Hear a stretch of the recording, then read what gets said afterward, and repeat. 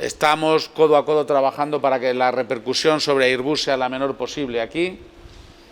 De hecho, ya está de alguna manera despejado el camino para que no haya problemas en Albacete, vinculado a las ayudas que conseguimos y a las inversiones con el Ministerio de Defensa. Se lo agradezco también a la ministra de Defensa.